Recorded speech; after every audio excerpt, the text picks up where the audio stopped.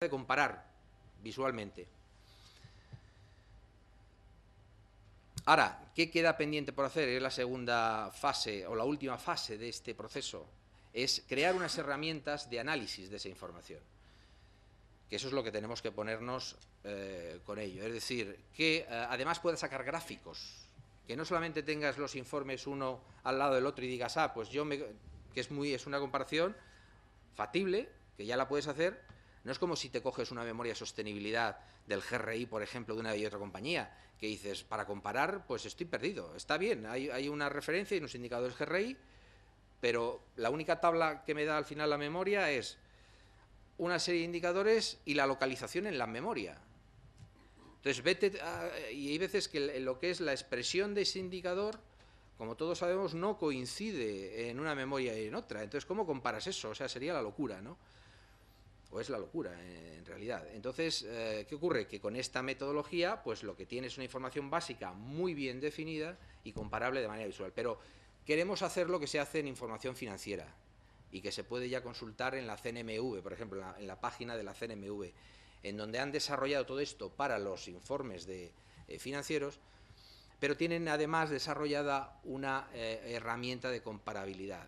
Y entonces te permite cualquier indicador compararlo por compañías, por sectores, por fechas, o la misma compañía comparar ese indicador por años, etcétera.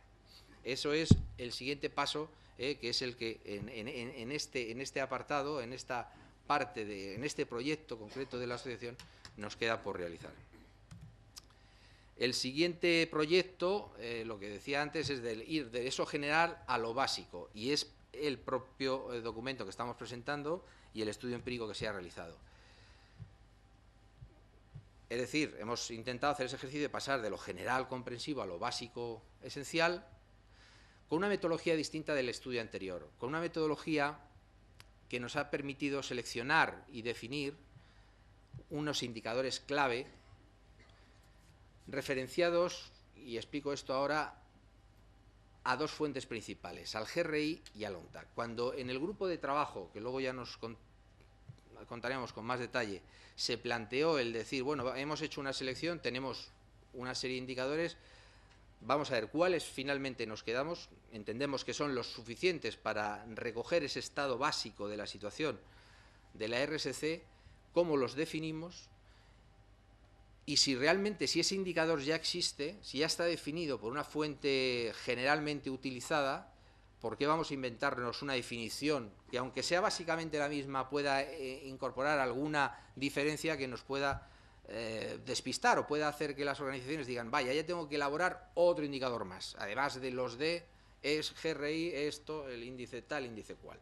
Y entonces se pensó con muy buen criterio de que efectivamente cuando ya teníamos el indicador seleccionado, teníamos claro qué queríamos recoger en ese indicador, si ese indicador estaba en el GRI o estaba en Naciones Unidas. Naciones Unidas ha elaborado en la Conferencia de Comercio y Desarrollo una serie de indicadores para reportar sobre responsabilidad social en los informes anuales. Y en esas dos fuentes fundamentales, digamos, de mayor acreditación a nivel global, es en las que nos hemos basado para hacer el ejercicio.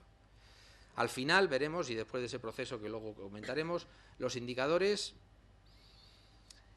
Otro de los principios básicos que hemos intentado desde un principio es que sean indicadores cuantitativos.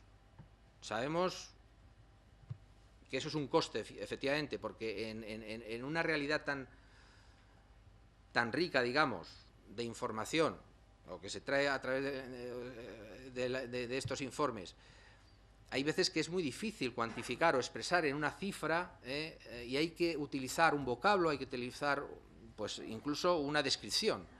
Pero hemos querido que este estado básico de la situación pudiera ser cuantitativo en todos sus indicadores, ya veremos de una manera u otra, sobre todo pensando en la comparabilidad y en el tratamiento automatizado de la información. Al final encontramos o llegamos al consenso de 8 indicadores económicos, 5 ambientales y 13 sociales, que luego veremos con detenimiento. ¿Qué queda por hacer a partir de ahora? Eso es lo que traemos aquí y lo que va a tener un proceso de debate en los próximos meses. A partir de ahí haremos lo que hemos hecho con el cuadro general comprensivo. Haremos la taxonomía XBRL, Desarrollaremos una aplicación informática básica para sacar esos estados de situación básicos y crearemos un repositorio o lugar público donde poder presentar esos estados básicos con una herramienta de análisis de la información. Bien, resumiendo, y como ya lo he dicho muchas veces, pero quizás, bueno, pues cuando uno se plantea los objetivos de una jornada, dice lo importante, el mensaje fundamental que nos gustaría que se llevara todo el que ha participado en la jornada, pues es básicamente el que se recoge aquí. Es decir, hemos hecho ese primer proyecto, esa primera aportación de ese esfuerzo de 25 fuentes de información, 500 indicadores. Las fuentes de información están detalladas en el documento de esta tarde, de la segunda sesión de la taxonomía, y también serán comentados quizás en algún otro momento.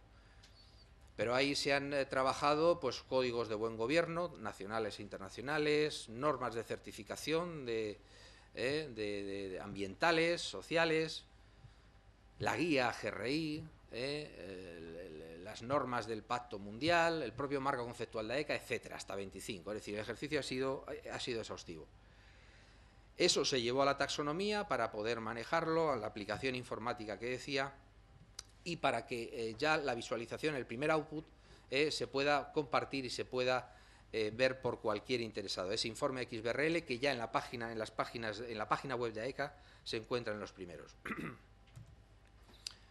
En ese repositorio, y como decía, queda pendiente la aplicación informática. De eso hemos pasado al cuadro central, a ese ejercicio de situación básica, situación de la responsabilidad social corporativa, y queda por hacer y por aplicar la taxonomía, la aplicación informática, que nos dará lugar a esos estados básicos, a ese estado básico de XBRL, que será hecho público en el repositorio y finalmente podrá ser manejado con una aplicación de análisis de los estados. Bien, eso es lo que yo he dicho. Entonces vamos, quiero decir, el primer punto, ¿verdad?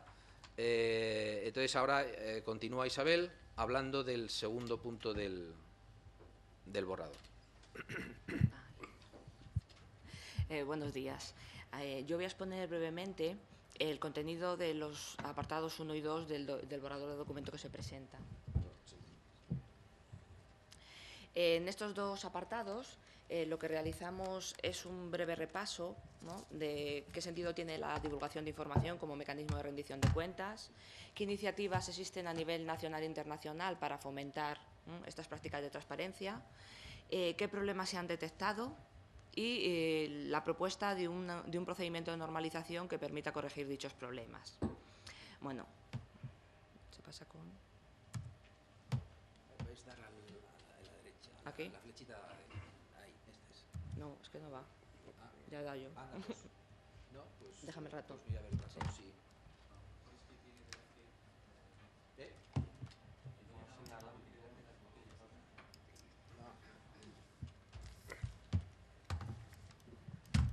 Espera, ¿qué dice? No va ninguno.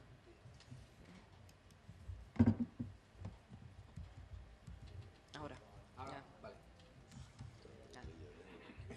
Bueno.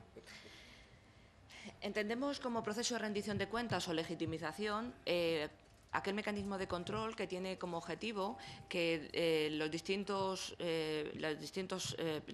responsables que tengan que tomar decisiones respecto a la actuación de la compañía realicen acciones correctoras o incluso sancionen fallos detectados respecto a la ejecución de un plan de actuación programado. En otras palabras, el proceso de rendición de cuentas sería un output de un sistema de control basado en indicadores financieros y no financieros, cuyo objetivo es facilitar información que retroalimente el sistema de toma de decisiones empresarial, pues con el objetivo de realizar los cambios que sean necesarios. Hasta épocas relativamente recientes, el proceso de legitimización se concretaba en un proceso de rendición de cuentas en relación con el resultado económico que habían obtenido las compañías, principalmente dirigido a los accionistas, ¿no?, ya que se entendían que ellos eran los propietarios legítimos de las empresas. Este proceso de rendición de cuentas podríamos decir que se asocia al punto de vista neoclásico de la economía y que es defendido, entre otros autores, por Friedman en 1962. El mecanismo de rendición de cuentas